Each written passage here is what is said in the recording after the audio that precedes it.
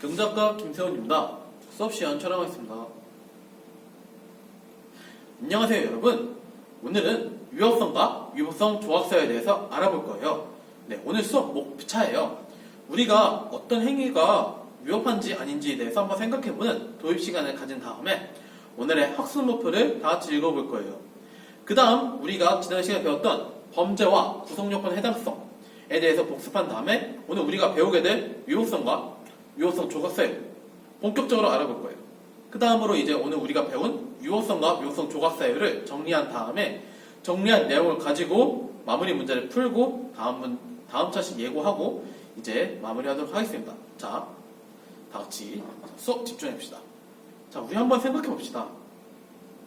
만약에 시민이 시민 체포하는 것 이거 범죄 아닌가요? 범인 시민이 이렇게 체포할 수 있나요? 근데 원래라면은 시민 체포하면 안 되죠. 구속영장이 없는 사람은 체포할 수 없습니다.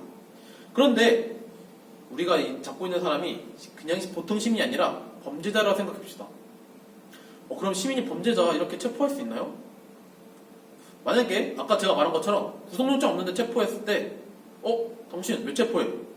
당신 경찰서 같이 갑시다 하고 하면은 체포하지 않겠죠. 그리고 이 사람들을 범죄자라고 판단하지 않잖아요. 왜 그럴까요? 그럼 한번 다음 사례에서 생각해봅시다.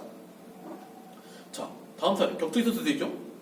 격투기 선수는 어떤가요? 서로가 서로에게 상해 입히고 폭행하잖아요.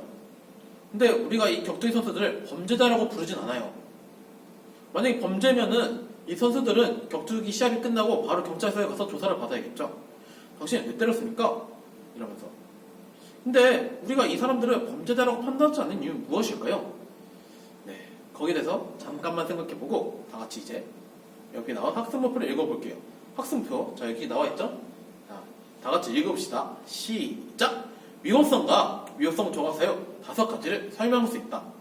아까 제가 말한 도입 부분에 대해서 위법성과 위법성 조각사유를 정확히 알면은 그 이유를 알 수 있을 거예요. 왜 범죄가 아닌지에 대해서 그 이유를 알 수 있을 거예요.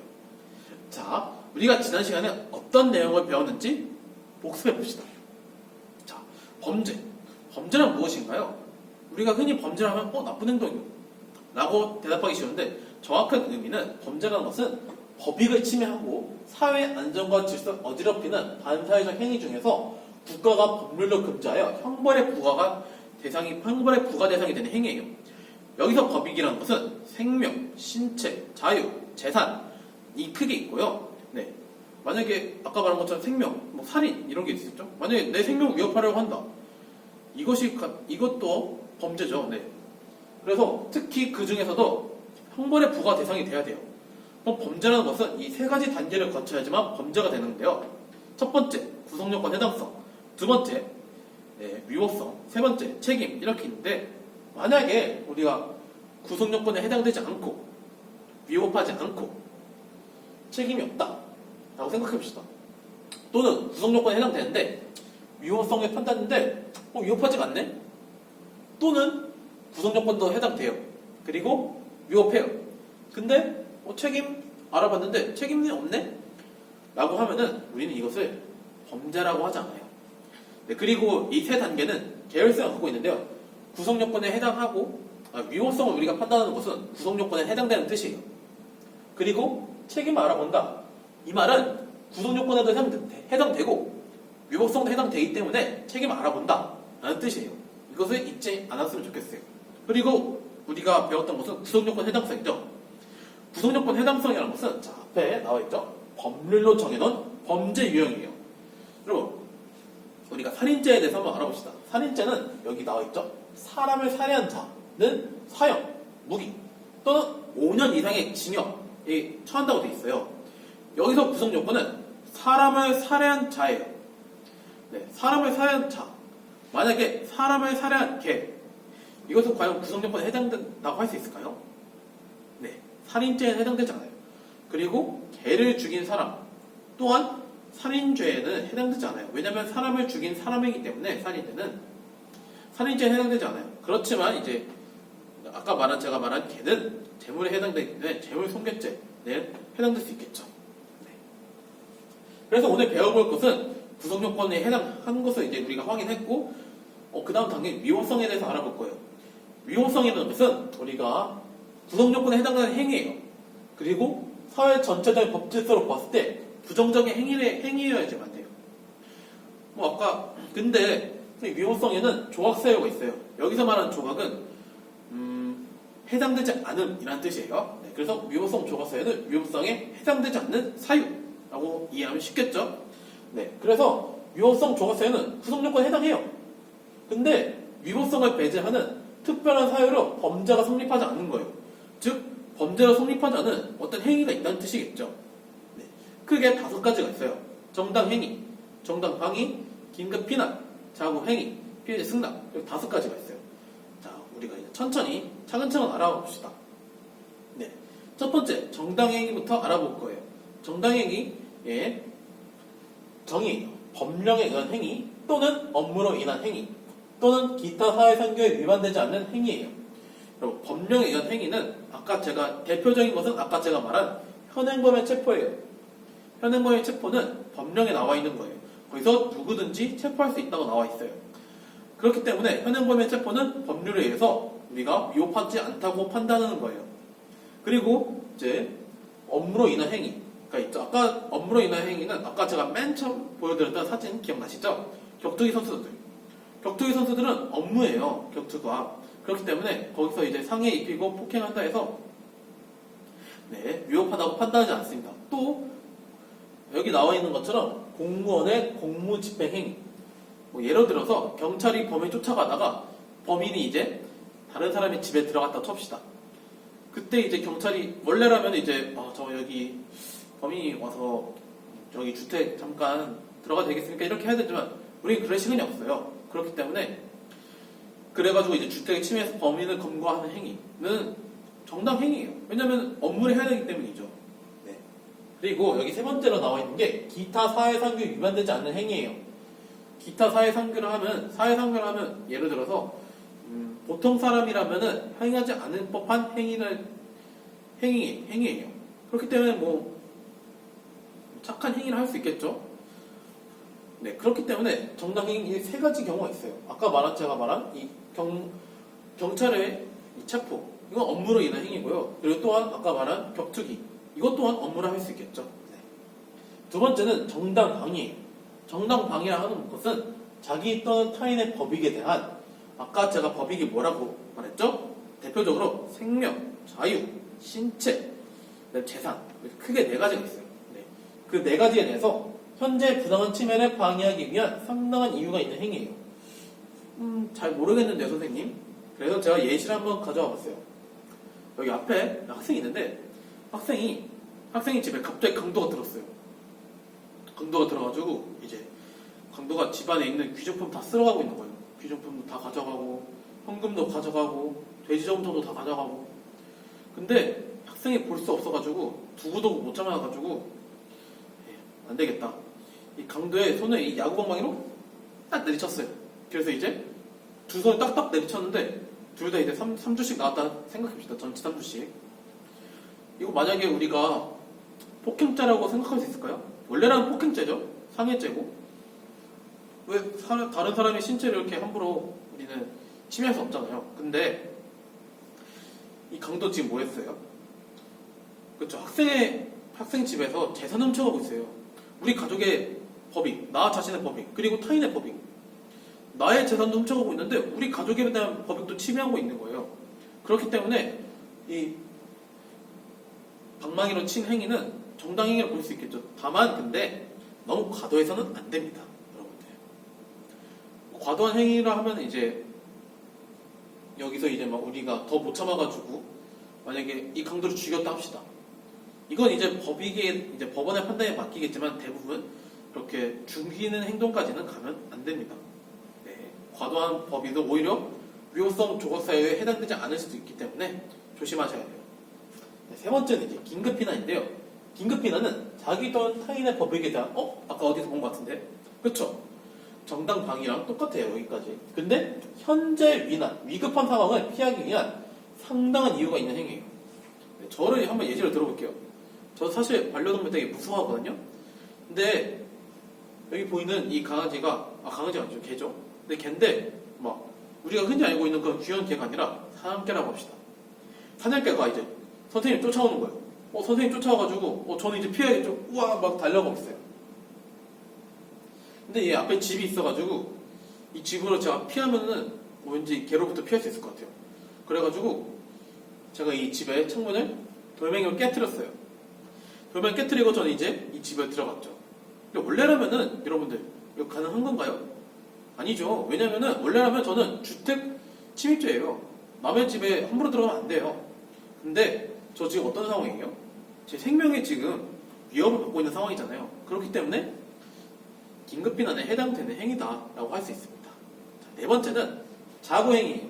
자구행위는 여기 나와 있는데요. 법정 절차에 의하여 청구권을 보존하기 불가능하거나 청구권의 실행 불능 또는 현저 실행 곤란을 피하기 위해 일정한 요건하에서 자력에 의하여 그 권리를 구제 실행하는 행위로서 상당한 이유가 있는 경우예요. 이것 또한 예시로 듣는 게 훨씬 여러분의 이해에 도움이 될 거예요. 자, 갑과 을이 있어요. 갑과 을은 대학교 동기예요. 근데 갑은 이제 똑똑하고 사업성은 좋은 친구예요. 그래서 갑이 이제 사업을 하려고 해요. 기가 막힌 아이템이 하나 떠올랐다. 그래서 을 친구에게 이제 부탁하는 거예요. 을아, 나 진짜 기가 막힌 사업 아이템 하나 떠올랐는데 나 1억만 투자해줘라. 1억만 투자하면 내가 내년에 바로 2억에 갚을게. 1억만 투자하면 내가 바로 더블 2억에 갚을게. 라고 한 거예요. 그 말을 들은 을은 좀 실례?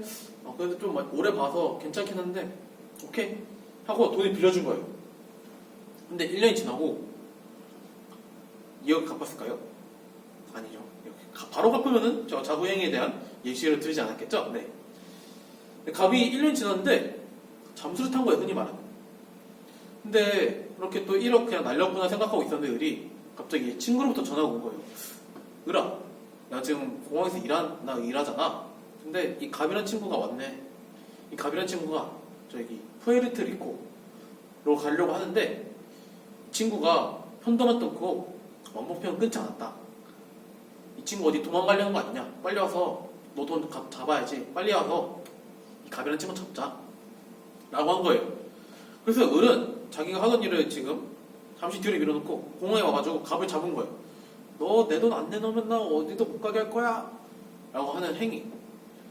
원래라면은 안 되죠. 내 시간과 지금 자유를 뺏는 행위인데 지금 어떤 상황이에요? 갑이 지금 을의 재산이 지금 침해한 상황이잖아요. 그렇기 때문에 그리고 만약에 갑이 해외로 도망치면은 을은 자신의 그 권리를 찾을 수가 없어요.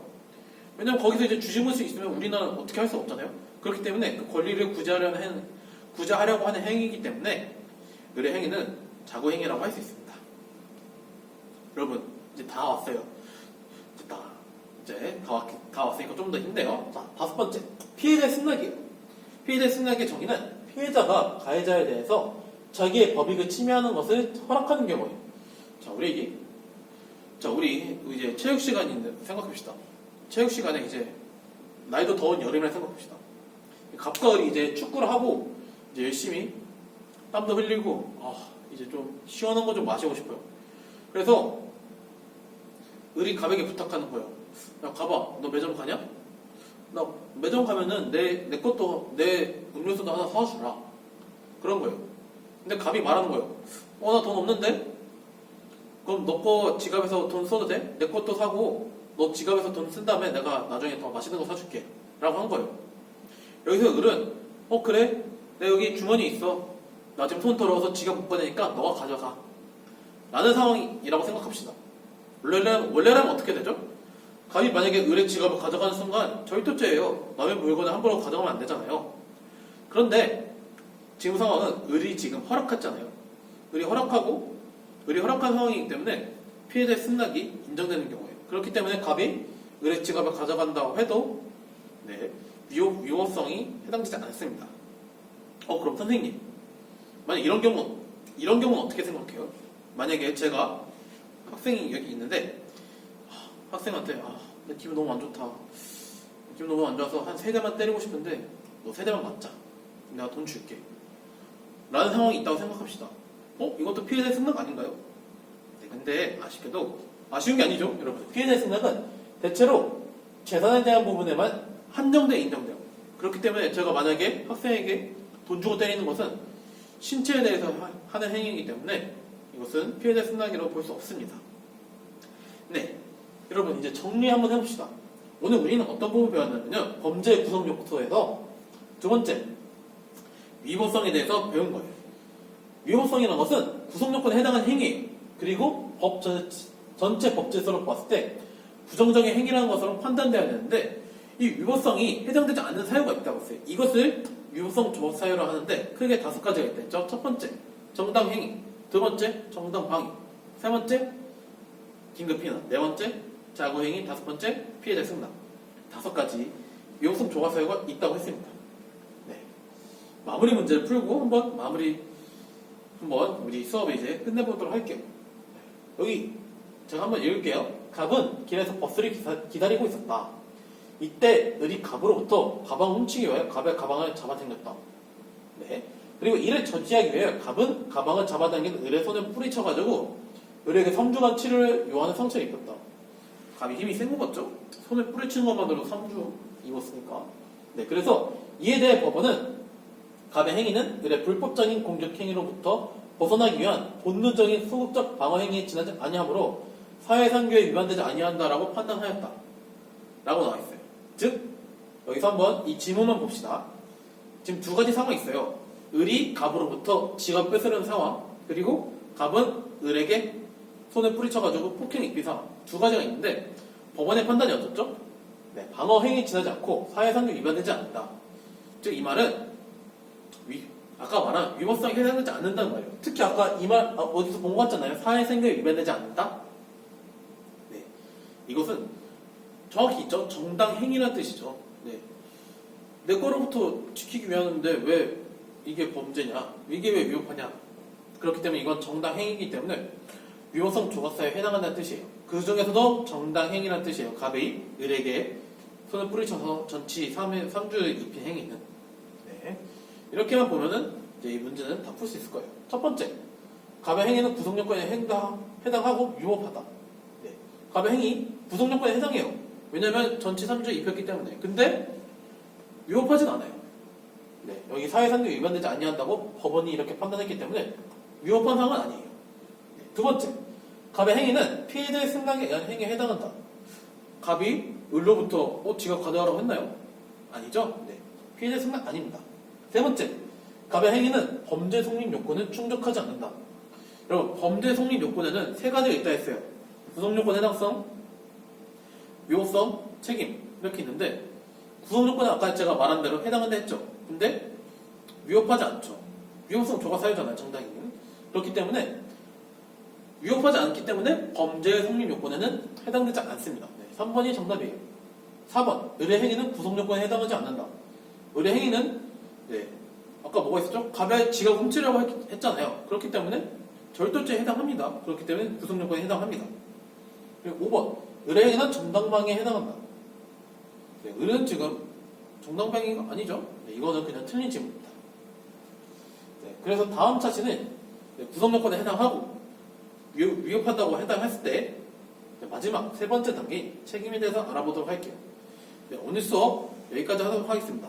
네, 수업 들어주셔서 감사합니다.